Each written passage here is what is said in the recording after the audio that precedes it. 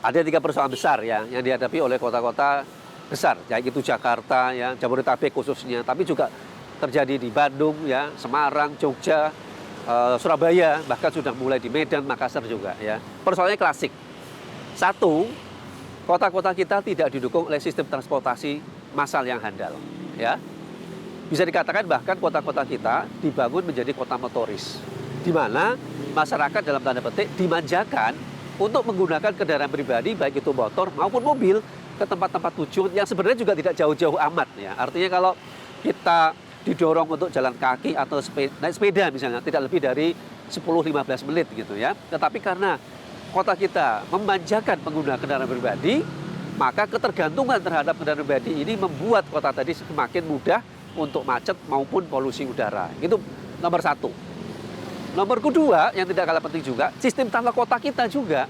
Kita bisa membayangkan antara tempat tinggal, pemukiman ya, sering tidak terintegrasi dengan sistem transportasi massal maupun ke tempat tujuan. Ya.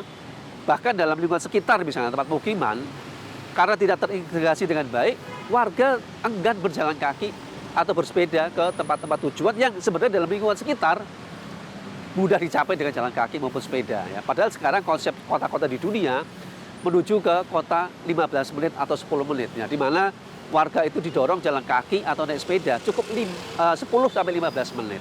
Nah, kalau memang arahnya ke sana, maka pembangunan transportasi massal wajib hukumnya. Ya. Kota-kota besar kita bisa dikatakan hanya Jakarta yang cukup advance dalam pembangunan transportasi massal. Apalagi melihat sekarang sudah ada MRT, LRT, dan bis Transjakarta. Nah, ini harusnya juga menjadi tulang punggung perkembangan kota. Ya. Kota-kota yang ideal itu kota-kota yang tulang punggungnya adalah transportasi massal, kemudian tata bangunannya itu berada dengan transportasi massal.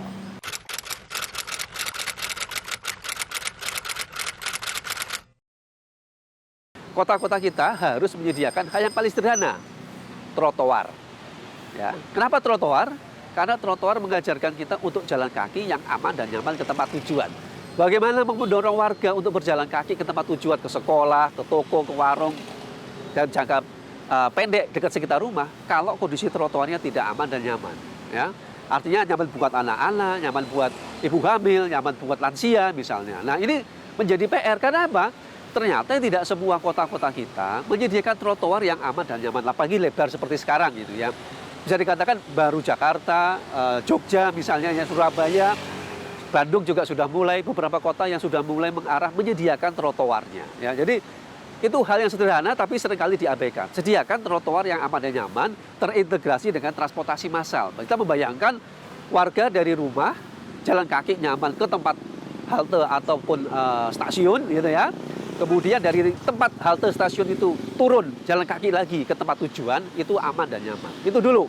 Kedua, baru kita membangun jalur sepeda tentunya sebagai pendukung untuk orang berjalan kaki atau bersepeda dalam jarak dekat. Nah, kota-kota seperti ini biasanya tidak tergantung kendaraan pribadi, pilihannya naik transportasi massal, ujung-ujungnya adalah kemacetan lalu lintas berkurang, polusi udara juga berkurang. Nah, kalau dua hal tadi tidak dikerjakan, maka bisa dipastikan perkembangannya akan lambat. Ya. Apalagi tidak ada kebijakan mendukung. Apa itu? Misal, perluasan ganjil genap. Ya. Kalau kita bicara Jakarta ini baru 25 ruas misalnya, berani nggak seluruh Jakarta dikenakan ganjil genap? Bahkan bayangan saya, Jabodetabek, bagaimana pemerintah Bodetabek juga mendukung kegiatan itu, sehingga pada satu hari yang sama hanya berlaku kendaraan ganjil atau kendaraan genap. Dampaknya akan signifikan.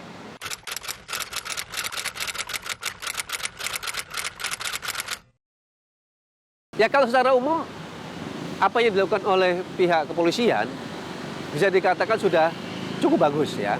Tetapi tidak akan efektif kalau tidak dilakukan 3 hal. Tadi satu misalnya ya. Kita tahu kebijakan ganjil genap masih banyak yang terobos misalnya, ya kan?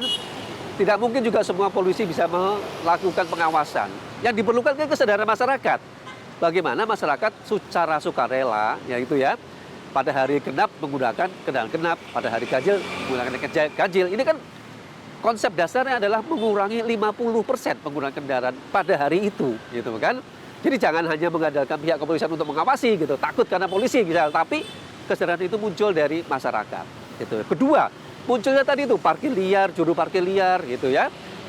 parkir di tepi jalan yang juga kadang-kadang membuat kemacetan lalu lintas. Itu kan kembali ke kesadaran masyarakat. Masyarakat didorong untuk tetap patuh lalu lintas, ada tidak adanya polisi, sehingga meringankan tugas polisi. Apalagi kalau kita bicara jalur-jalur yang sudah disediakan, misal sudah tahu jalur busway. Ada tidak ada petugas ya harusnya tidak boleh masuk ke jalur busway, meskipun itu jam-jam macet misalnya. Ya, karena kan tujuannya apa? Tujuannya kan memaksa orang naik kendaraan umum. Sehingga harus ada perlakuan khusus bagi pengguna angkutan umum misalnya. Di jalur busway kenapa tidak boleh ada kendaraan lain masuk misalnya.